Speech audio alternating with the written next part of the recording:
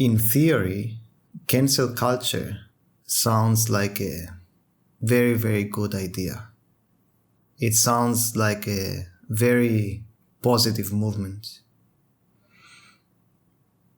that is about holding individuals accountable for their actions.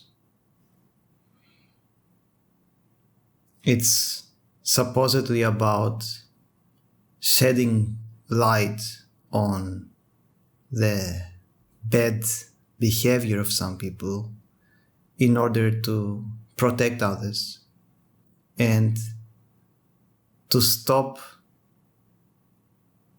a bad behavior from being repeated. But in reality, as cancel culture plays out, it's quite different. At least for the most part. In reality, cancel culture is about bullying, accusing, blaming, and judging, as well as harassing people for mostly things that they said that are perhaps unpopular or controversial or offensive. So you have a lot of individuals who have been cancelled just because of a thought that they shared, without it inciting violence, but just because, most people disagree with it.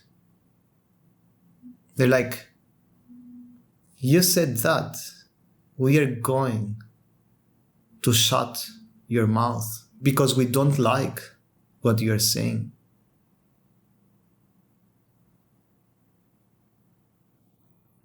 And people gather, a lot of bullies, and attack those individuals, not only harming them and their reputation and their career and their livelihood and so on, but even worse, what they achieve by such a behavior is to suppress the freedom of expression.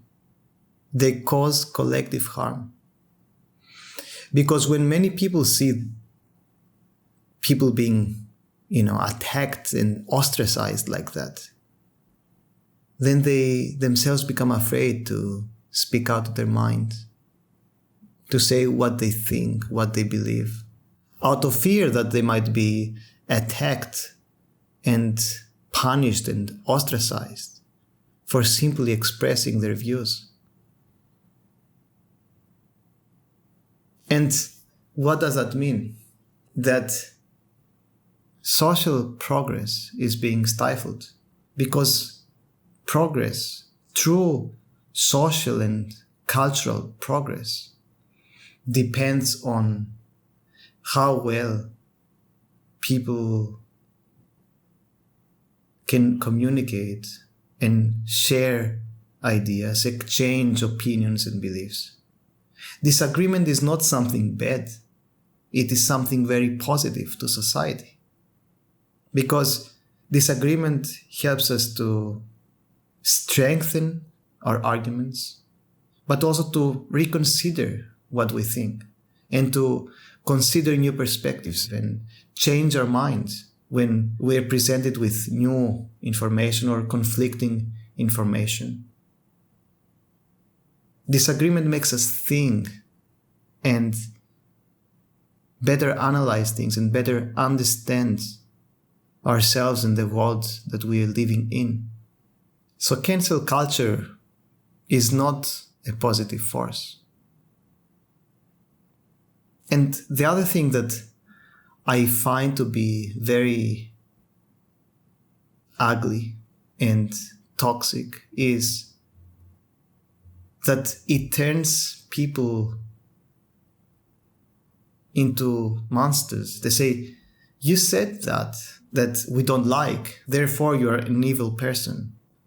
And no matter what you say from now on, you are unforgivable.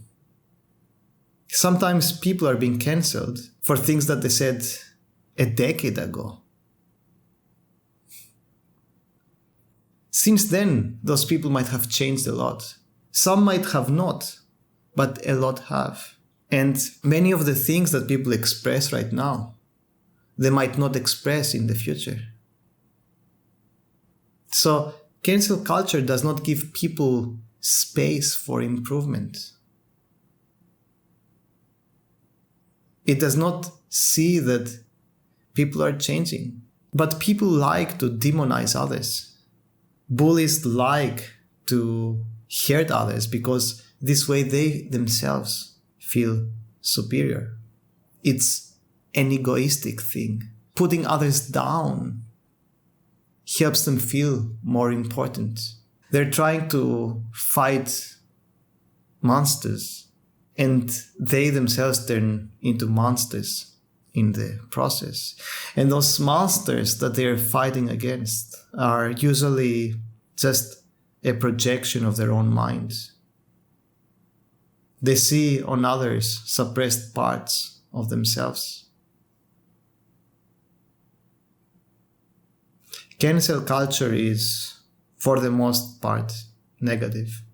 It does have some positive aspects. It is important to hold people accountable, especially those who are in positions of political and economic power.